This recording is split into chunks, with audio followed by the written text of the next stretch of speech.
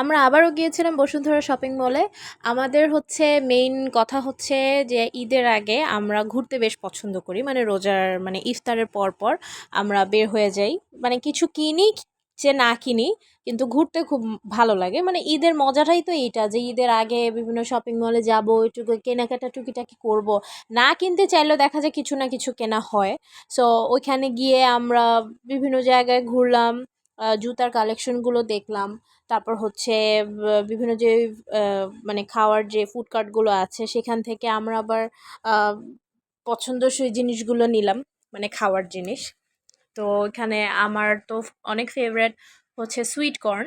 Actually basically আমি sweet কর্নের চেয়ে বেশি স্পাইসিটা বেশি পছন্দ করি। তো যখনই আমি বানাতে বলি যে দুইটা মিক্স করে স্পাইসি লেভেলটা যেন একটু বেশি থাকে। সো ওইভাবে তারা বানিয়ে দিল, অ্যান্ড ওইটা খুবই মজা লাগে।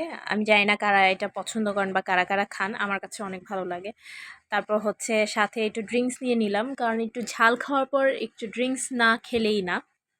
সো এখানে অনেক রকম অপশনস আছে, আপনি নিজেও চুজ করতে পারেন বা এখানে মেনু দেওয়া আছে, মেনু ওয়াইজ চুজ করতে পারেন।